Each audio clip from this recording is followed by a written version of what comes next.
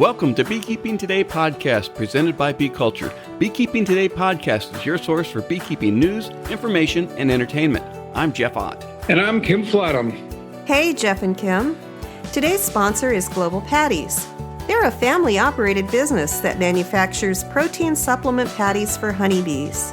It's a good time to think about honeybee nutrition. Feeding your hives protein supplement patties will ensure that they produce strong and healthy colonies by increasing brood production and overall honey flow. Now is a great time to consider what type of patty is right for your area and your honeybees. Global offers a variety of standard patties as well as custom patties to meet your needs. No matter where you are, Global is ready to serve you out of their manufacturing plants in Airdrie, Alberta, and in Butte, Montana, or from distribution depots across the continent. Visit them today at www.globalpatties.com. Thanks, Sherry. Hey, everybody. Thanks for joining us for today's exciting episode. I almost forgot what I was going to say. You know, each week we get to talk about how much we appreciate our sponsor support. They help make all of this happen and provide us the ability to bring you each episode. Quickly, we want to thank Bee Culture Magazine for continuing their presenting sponsorship of this podcast. Bee Culture has been the magazine for American beekeeping since 1873. Subscribe to Bee Culture today.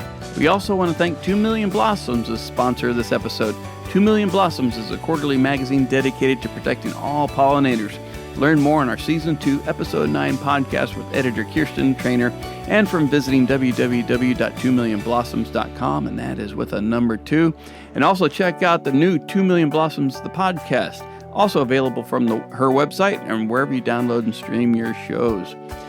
Hey, Kim, it's been hot here in the Pacific Northwest. How are you doing there in Ohio? Well, we're just as hot as you are actually today, Jeff, but, well, almost as hot. 90 versus 100. But we're a little more used to it out here, I think. It's 102 right now, buddy. Don't touch any metal. In the Pacific Northwest, that's unheard of. Coming up, we have a great show with Geoff Williams and Nathalie Steinhauer from the Bee Informed Partnership. They just released their annual law survey. That's exciting stuff. Yeah, we're gonna talk to them in a minute, of course. But Jim too and I have been looking at this, and in the next Honeybee Obscura, we're going to be looking at some of the aspects that we found particularly interesting, and go into them in some depth rather than try and cover the whole report. So check that out next Thursday. Yeah, I think that's going to be July 8th, right? Yeah. All right, good. Yeah, it'd be great to have you and Jim take a look at that survey, break it apart, unpack some of those details that are in the survey, and let the regular beekeeper know how they can use that information and what's important and perhaps what's not. Yep, that's what we want to look at. Oh, real good. You guys, you and Jim are doing a fantastic job on Honeybee Obscura. In fact, I was talking with Paul Longwell. You remember him from our regional series. He's a local master beekeeper here in Olympia. And he said he stumbled across the Honeybee Obscura podcast during this last couple of hot days. And he's really enjoyed sitting and listening to them and said he got a lot out of them. He said it was just like sitting next to you guys in a conference room or in a hotel lobby at an annual conference. So kudos to you and Jim for the work you're doing. Yeah, they're fun to do. And Jim and I have been talking like that for 33 years. So it's pretty easy to do for us. There's a couple of things I want to mention about Honeybee Obscura. One of them, of course, being the one coming up next is the one on the Bee Informed Partnership. And we've got another one coming up on we're going to look even more at killing colonies. A terrible subject, but it's one that nobody ever talks about. So we're going to look more at that, and so stay tuned for that. And Jeff, don't forget Bee Culture's Be Diverse meeting coming up in October. 15 great speakers, 3 days. I'm really looking forward to being there and being able to catch what all these people have to say. It's Jerry's put together an incredible program. Well, he sure has. It really looks fun. It's called Being Diverse, Inspiring Leaders in Beekeeping. It's October 1st through 3rd in Medina, Ohio. It's going to feature speakers that many of whom have been on our show, including Dr. Sue Colby and Tammy Horn-Potter, who we just heard a couple weeks ago. So I encourage everybody to check this out. More information will be coming out in Bee Culture Magazine, and stay tuned to the podcast. We'll have more details. Oh, and space is limited, isn't it? There is. Well, I mean, the room is only so big. And I'm guessing that by October, all of this COVID thing will have eased up quite a bit, but still, the room is only so big. So register early and make sure you get in. Yeah, do that. Also wanted to remind everybody that as of the end of May, beginning of June, we started to include podcast transcriptions of each episode available in the show notes. This is something we're able to provide now through the generous support of our sponsors.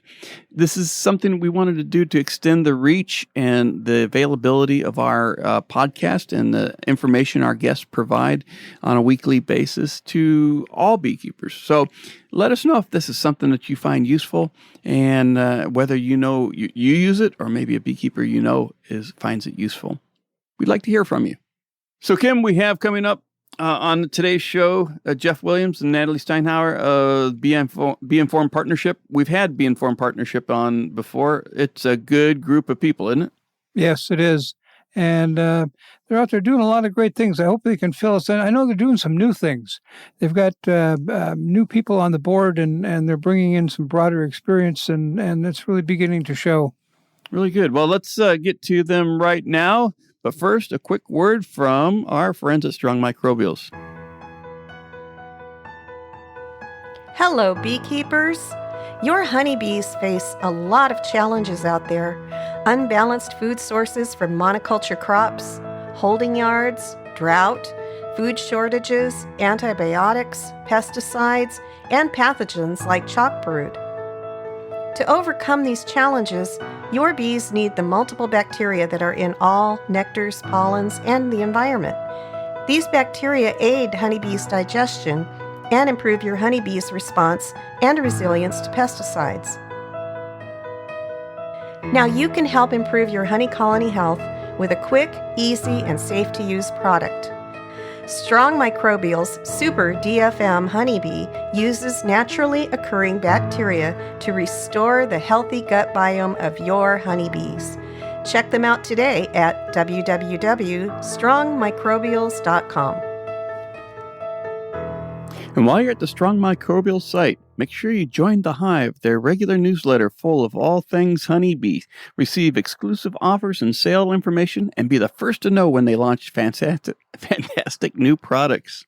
Welcome back, everybody. Sitting across the virtual Zoom table right now are Geoff Williams and Nathalie Steinhauer from Bee Informed Partnership and the 2021 annual survey. Welcome, Nathalie. Welcome, Geoff. Welcome back, Geoff. Thank you. Hi, Jeff O. Yeah, that's right. We had this problem before, didn't we? We did, but hopefully we've got it covered. So I'm happy for you to ask or answer some of my questions. So no, you don't want my answers. Yeah, Geoff was with us back in back in 2019, I think, and you were with Selena. Yeah, exactly. Yeah. Selena's trying to stay cool. I did speak with her earlier today, and time flies. So I can't believe I've been in Auburn, Alabama for over 5 years now. So Nathalie, where are you? Hi. So I'm at the University of Maryland. This is where I've graduated from Dennis Van Engel's lab, and I am now a postdoctoral researcher there, and also the research coordinator for the Bee Informed Partnership. Very good. Well, real good. And so for our listeners, we've had the Bee Informed Partnership on several occasions, including season 2, episode 26 with Kelly. And a good memory. Kohanic. It's all written down, believe me. Okay. Anybody who knows me is laughing at that comment. But yes, with Kelly, and the Bee Informed Partnership does a lot of great work. Can you provide just a little bit of background on who the Bee Informed Partnership is, and then we'll get into the survey results? Sure. Yeah. So the Be Informed Partnership is a nonprofit, and as you mentioned, it's got several great different activities. The survey is one activity that we focus on, but the tech transfer teams that work largely with commercial beekeepers or sideliner beekeepers, sort of these larger operations, that's a very large arm of our nonprofit. So we've got team members across the country that are visiting different beekeepers. As they come and go from their pollination events, they're also performing applied trials. So tech teams are very important. But then you mentioned Kelly earlier. She's also working, or that program is working with sentinel apiaries. Mm-hmm. And I guess usually it's connected with backyard beekeepers or beekeeping clubs as a sort of like educational tool. So it's a way for the Be Informed Partnership to help raise awareness about different parasites, for example, Varroa and Nosema, and how to monitor them. But it also allows the beekeepers to be actively involved and engaged in the bee yards, so collecting samples, assessing colonies. So those, I guess, are the three major sort of activities. But we do all kinds of like applied research, and Be Informed had some great webinars last year. During the pandemic, I guess, hey, Nathalie, there was like 500, 600, 700 beekeepers participating and calling in by the end of that. So, yeah, lots of great activities. And Karen Rennick was our executive director until about a year and a half ago. And we have a new executive director named Net Meredith, and she's been really great. She had some connection to bees and insect pollinators, but she's kind of like opened up our eyes, at least my eyes as a board member, to just like nonprofit activities and fundraising and sort of governance and things that I had no idea about. So I'm actually appreciating that a lot too, about my association with BIP. So I don't know, Nathalie, did I cover everything? Anything left there? Well, did you mention that you're the president now? Oh, I did not, but I'm humble, right, Nathalie? Yeah. Small fact escaped you. So I have taken over from Dennis, who was our president before, and so there has been quite a bit of a revamp. Myself and Net are talking often, and we're really trying to have like an active board. So we've got some great commercial beekeepers, but we're also expanding a bit into our other sort of stakeholder groups, like some backyard beekeepers, connecting with veterinarians, for example, and like most nonprofits, trying to get into that like fundraising realm. And of course, that's a little bit out of our comfort zone, but we're trying. Yeah. Well, just full disclosure, I am a supporter of Be Informed Partnership through my Amazon's donations. So a portion of all my Amazon purchases go towards BIP or Be Informed Partnership. So yeah, that's great. Yeah, Amazon Smile to be precise. So I believe it's free for everyone to like register for an Amazon Smile account, or maybe it's literally like a click of a button. It is. And you can choose your charity of choice. And there's thousands of amazing charities out there, and hopefully BIP will be on the top of your list when you're doing that. Yeah, it is. It's quite easy to do, and enough of a commercial. But that's I'm proud to do that, and encourage anybody who's wanting to contribute painlessly to Bee Research. Search that out, Amazon Smile, and select Be Informed Partnership as your charity of choice. Well, we brought you here today. Thank you, Nathalie and Jeff, to talk about the just released 2021 annual colony loss survey. Well, just give us some background on the survey and how it got started, and then we can start talking about 2021 findings. How about I throw it over to Nathalie, since Nathalie, Sure. You've been involved with BIP much longer than I have. So how does that sound?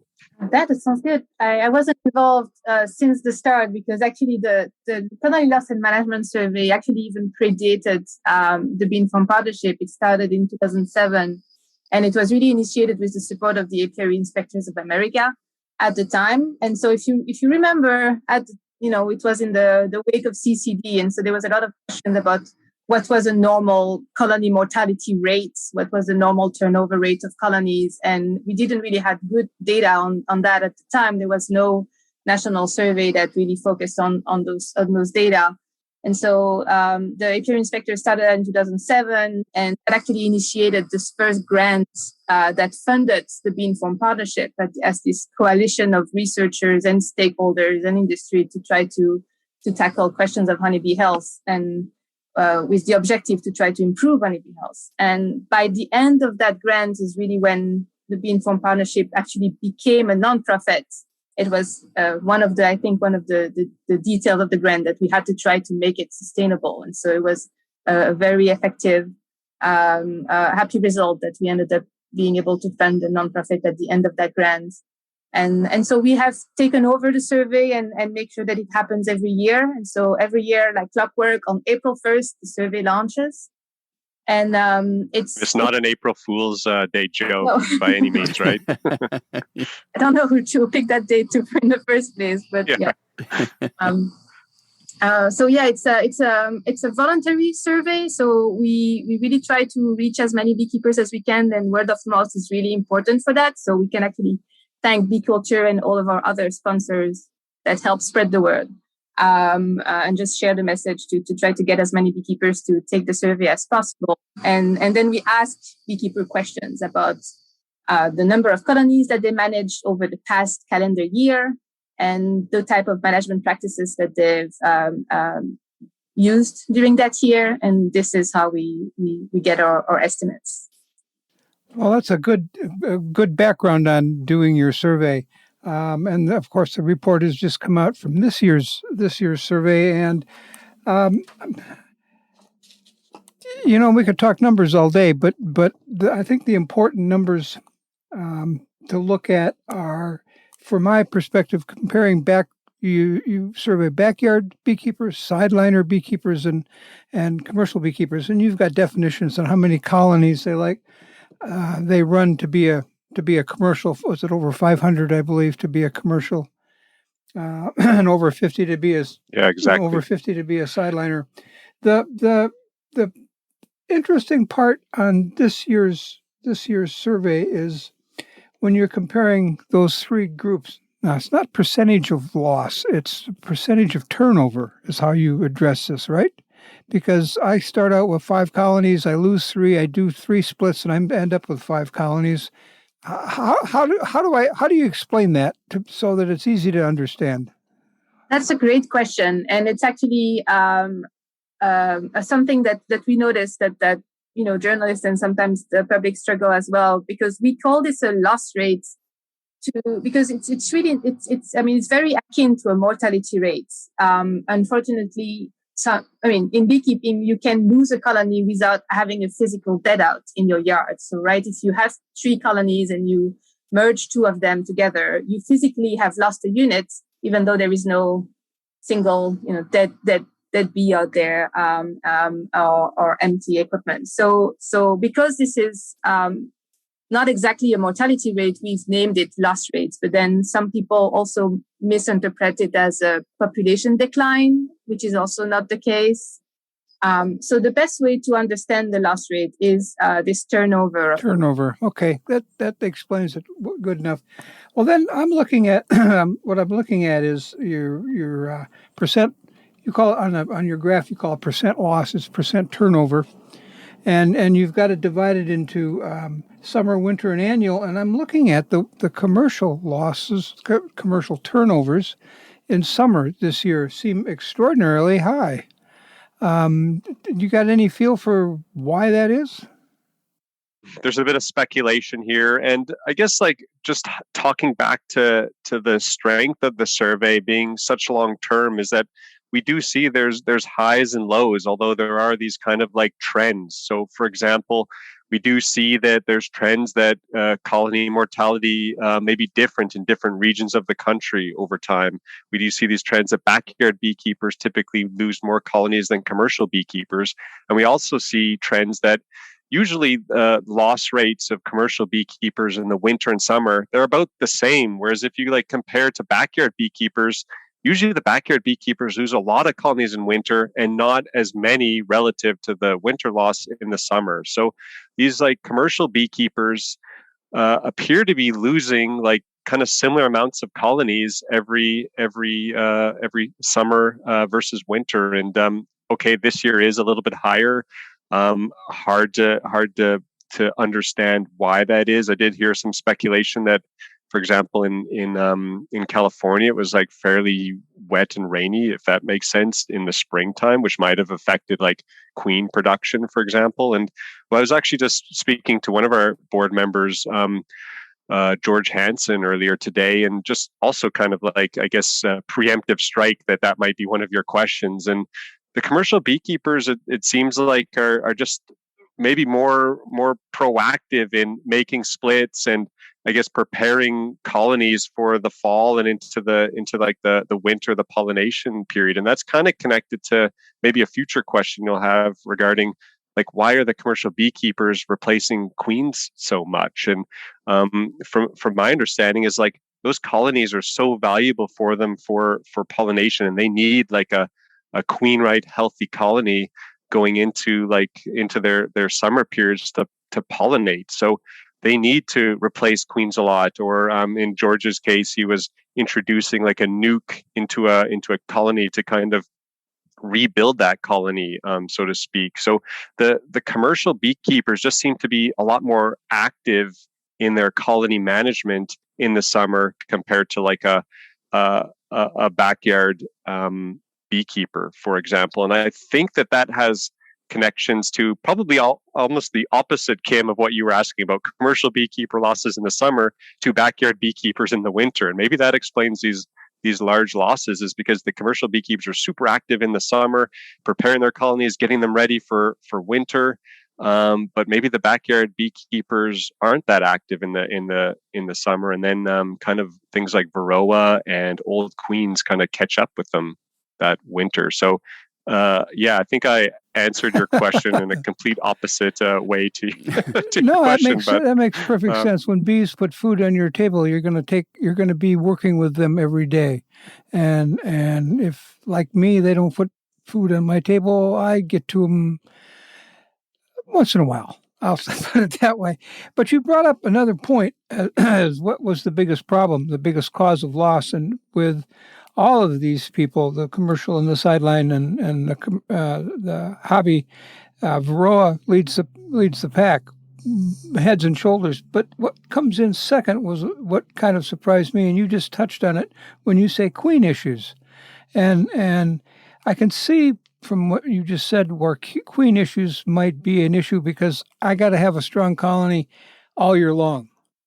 Whereas the sideline and the hobby people are looking at queen issues, and it's not quite as important for them, but they're still losing colonies a lot, second to only varroa. Better Bee is pleased to sponsor today's episode of Beekeeping Today podcast. For over 40 years, Better Bee has supplied beekeepers across the country with the tools, equipment, and knowledge needed to succeed. Because many Better Bee employees are beekeepers themselves, they understand your needs and challenges and are better prepared to answer your beekeeping questions.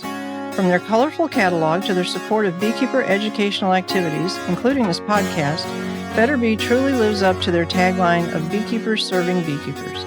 See for yourself at betterbee.com. What's going on with queens? So that's, I guess, also a great speculation. If we had that, an answer to that, I think, our losses might be a little bit different. But I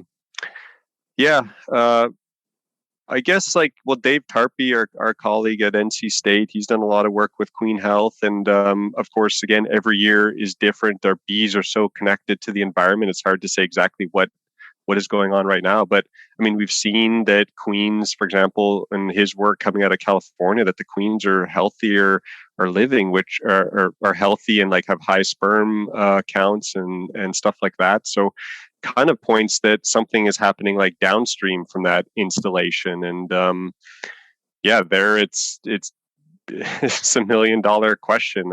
We know that there's stressors affecting queens, like pesticides, for example, both from beekeeper applied pesticides, as well as exposure to agricultural chemicals in the field. And we know that parasites can also affect queens. But Yeah, I don't have a solid answer other than that we're trying to study all these different interactions in queens, and even connected back to like the drones that they're mating with, and are they like high quality, for example. Yeah, I don't know, Nathalie, do you have anything to save me there in that answer?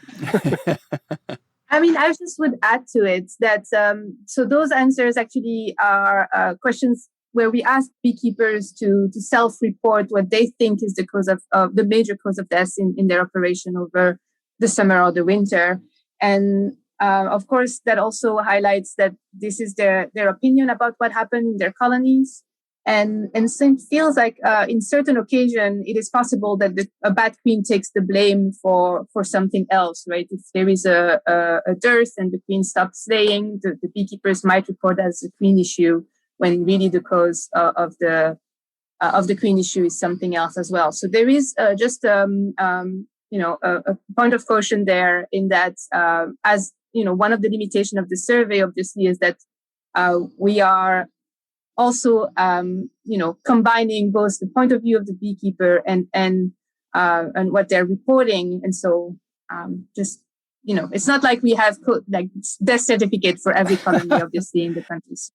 This is probably the best data we can get. You've got 14 issues when you're looking at 14 stressors. If you want to look, you're looking at why my colony died, and you start interacting 2, 3, 5, 7 of those. And it's kind of, I can see, well, myself included, I think I know why this colony died. It had a lot of varroa, but it had some other things, and I've got some old comb, and so it begins to mount up. Mm-hmm. One of the other things you mentioned earlier, and I'd like to go into just a little, if we can, is you mentioned problems regionally. Over several years, have you seen regions, do they move around? Are they consistent in some years, most years, no years?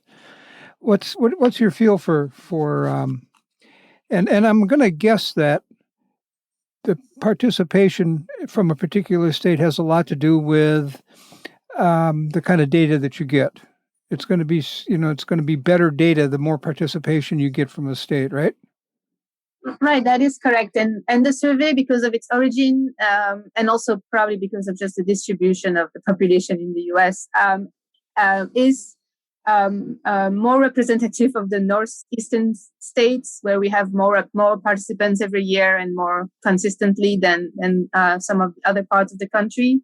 But that being said, we do observe some geographical trends in the lost states that we are estimating, and we actually are in the process of working on a GIS analysis, so it's a geographical analysis with Stephanie.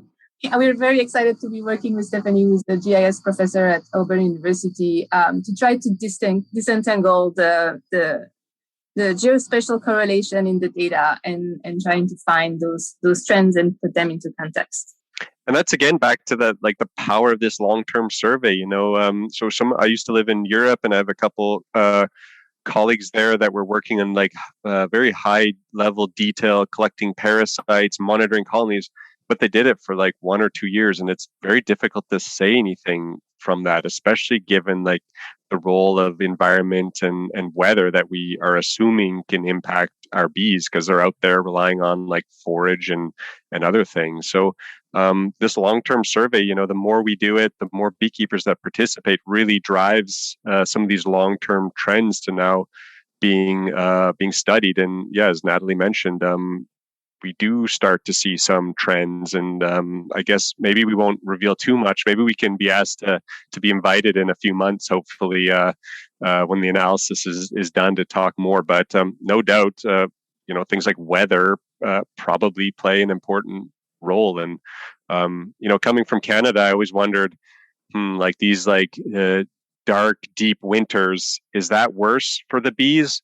Or what about in the South, where I'm in Alabama, and we have a 5-day period of having no eggs? And but then thinking like that connection to Varroa. So Varroa is like constantly reproducing, and so I guess like it's not obvious to me what would be worse, like a strong winter with no brood for 4 months, or a warm winter with brood all year round. And I guess it's kind of revealing that the long winter might be worse. But again, we're still in like sort of the early rounds of investigating that. Interesting on the weather. I would have thought exactly that hard winters are harder on bees but Varroa throws in, and then of course on the horizon is Tropalaelaps, which is going to be a whole different animal to have to deal with. And looking.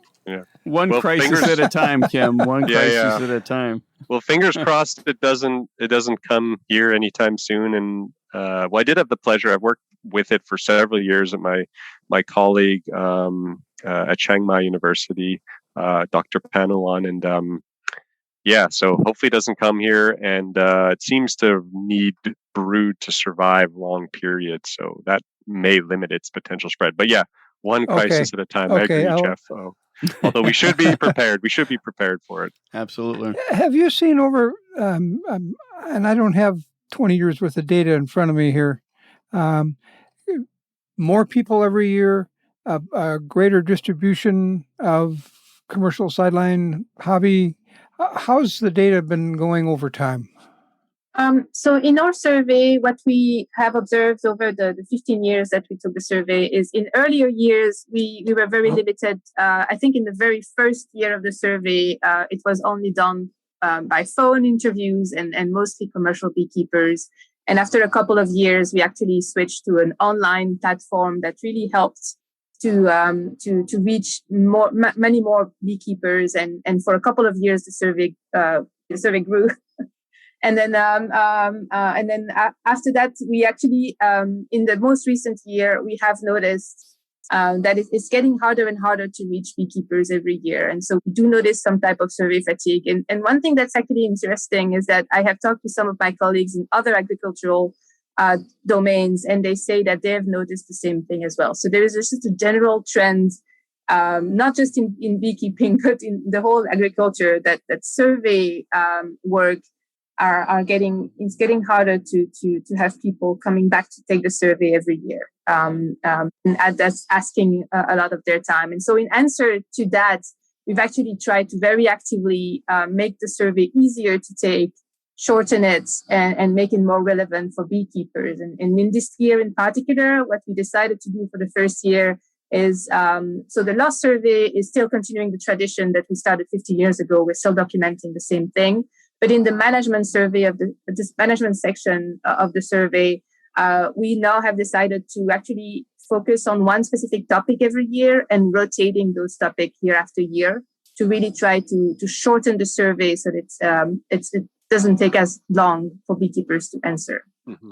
And I guess those listening, especially if you have more than 50 colonies, you'll notice we did make a few tweaks into the colony loss portion too, just to try to make it a bit more relevant to you larger scale beekeepers. For example, April 1st isn't necessarily the default start to spring for commercial beekeepers. It's more when they started splitting. So that could have been, and I guess we haven't dug into that data, but could have been, maybe it was the day before April 1st, or maybe it was March 1st. So we've tried to be a bit more flexible and also reflect some of the actions of the beekeepers. So we really appreciated having kind of like an informal needs assessment with several beekeepers, some from our BIP board, but others just participating in BIP activities like tech teams. So we really appreciated having a few calls with them earlier in the year, just trying to like vet ideas and things like that. So we really try to involve ourselves with our stakeholders. I know Nathalie was talking a lot with apiary inspectors earlier this year, and we're always chatting with relevant beekeepers, whether or not they're on our board or not. I can see the difficulty in defining the beginning of the season. Because if I'm a commercial beekeeper, I'm loading bees on a truck in February heading for California. Is that the beginning of the season? Or does it begin when I take them out of almonds and start splitting them? Is that the beginning of the season? And how do you define that? Your timeline is from April 1st to April 1st, right?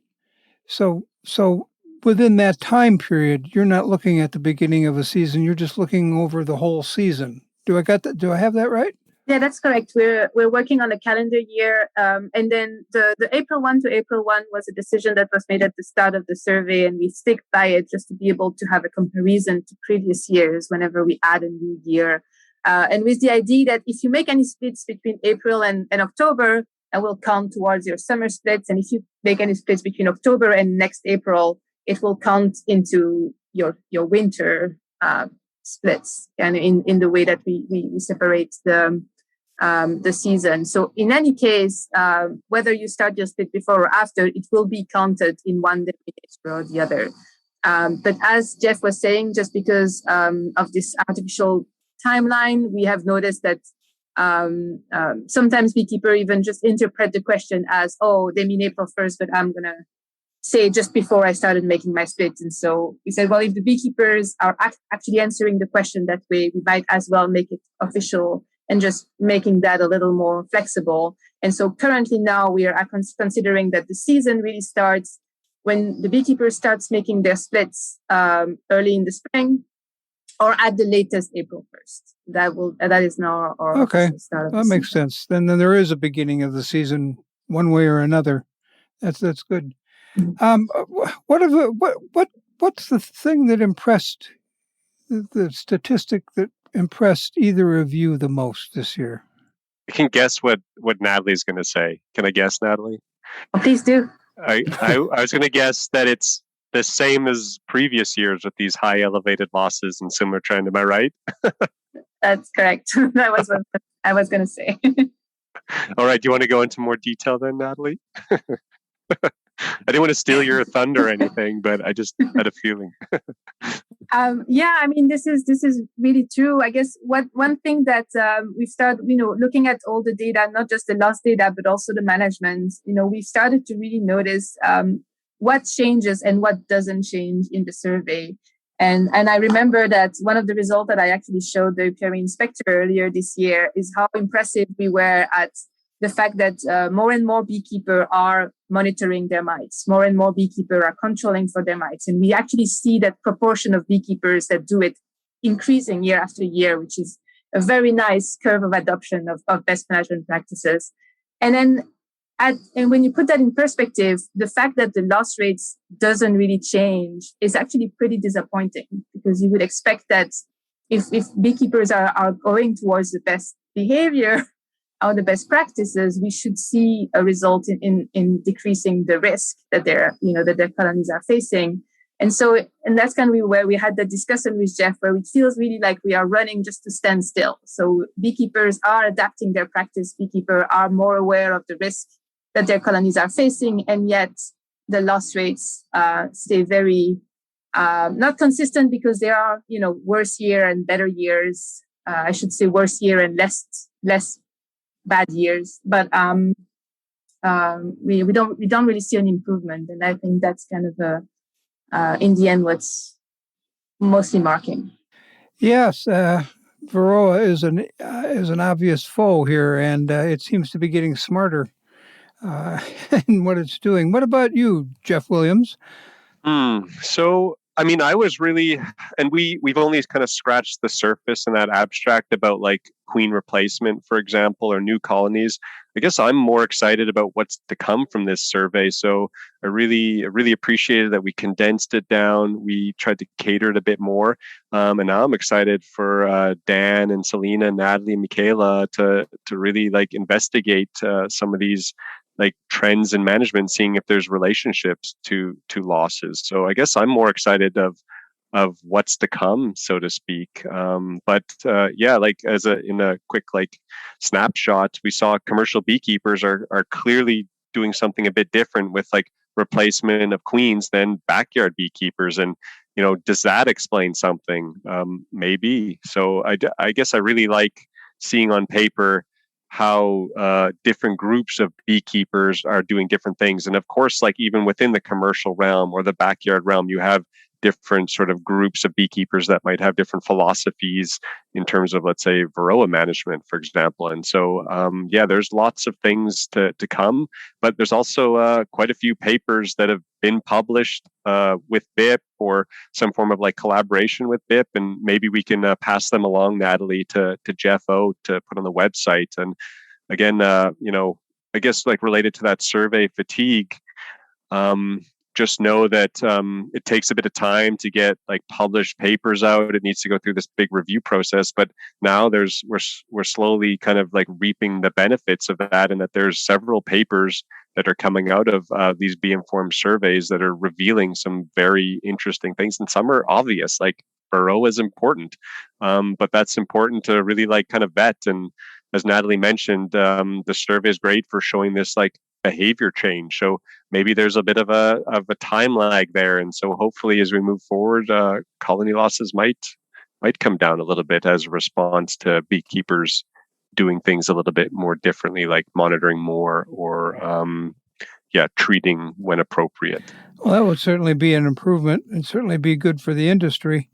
You're going to take the data you've gathered from this survey and you're going to throw it in a blender and eventually down the road come up with a published paper on this, looking at not only at the data but trying to explain why the data is the way it is and about how long. I'm trying to plan when to get you to come back is what I'm doing. So I guess it's difficult to predict that because, we've got to write it and analyze it, but we also rely on like scientific colleagues to review it. So it does take time. So I cannot promise anything, but Nathalie, you had a paper recently published looking at previous year's data and like management actions connected to colony loss. So maybe you want to speak to that a little bit. Well, that would certainly be a good paper to have a hold of. That was actually the work that I did during my PhD. So it took me a couple more years to get it out after I was graduated. But it felt really good once it was published. So that was actually, as I said, my PhD work where we looked at if we could find the practices that were the most associated with a potential increase in survivorship of colonies. And we separated those recommendations by operation type. So the way we worked on this is really, we compared what beekeepers were reporting compared to what a group of experts had identified as the best practices, and provided a score to beekeeping practices. And then basically what we were able to say was to confirm that the experts were correct and that the beekeepers that had the highest score also had a lower mortality. So it kind of confirmed the opinion of the experts and then enabled us to identify then the most important drivers of the improvement. And we were able to identify maybe, something like the top 5 practices for backyard and commercial beekeepers that were associated with an increased success in colony survivorship. We will have that a link to that paper on our webpage, right, Jeff? Listeners can look in our show notes, and we'll have links to the BIP website and also this information. That would be good. But without keeping the suspense, one of the things that is, I don't know if it says irritating or something, but it's like most of those practices are really not a secret of the industry, and some of them are really, very concretely obvious, I will say. So we do notice that varroa is important, monitoring for varroa and controlling, not just one or the other, but both are key important aspects of varroa management. That controlling alone is not effective, but you also need to monitor and control. So it's the idea that your control needs to be associated with monitoring and not just calendar treatment. And then you have the idea that people that start from packages, it's associated with a higher losses just because, and that's something that beekeepers know, starting from packages is hard because it probably means that you're going to have to let your bees, draw their comb and you might be starting from no foundation. So it will take a lot of investment to get those colonies going. So we have identified that as a risk factor in our work as well. So there are multiple of those, but as you can see, it confirms management practices that we know are important. And I guess it just gives you this foundational data to support those hypotheses. Well, I guess if you tell me something enough times, I might eventually listen. Is that what you're telling me? That might be a good way to show it, yeah. Well, on that was another few questions to this new survey is a bit focused in on beekeeper education and trying to understand the ways that beekeepers seek information and obtain information and seeing if there is kind of like a connection to losses that way. And so I'm really excited. We've worked with Nathalie and Dennis and Selena, who maybe people remember from several years ago, looking at a bit more like, beekeeper education, how that plays a role in like knowledge gain as well as behavior change. Interesting. I look forward to your paper from this year's survey down the road, and I'm going to go look at the surveys the papers from previous surveys. Jeff, have we covered most of this for now? Yeah, I think we've got all the bases covered. Wait, was that for me or for Jeff W? Well, I would agree. Jeff but Hott. I guess, Jeff O., you're in charge. Yeah, and don't you forget it. No, just kidding. Yeah, I think we've done a good job. I just encourage our listeners to go out to the Be Informed website, beinformed.org. Click on the link, read the survey, keep up with all the great information you provide and all the great resources that you have. Is there anything you wanted to cover, Jeff W., that we haven't? I think I'm good. I appreciate Kim's thorough questions. This was very good. And actually, what we're more interested in is getting people interested in finding out what you already know and to chase it that way. So if we can whet their appetite a little bit, we've been successful. And we appreciate you being here and sharing your information. It's been fun. Thank you for inviting us. Thanks so much. All right, take care. Take care. Bye. Thanks. Bye.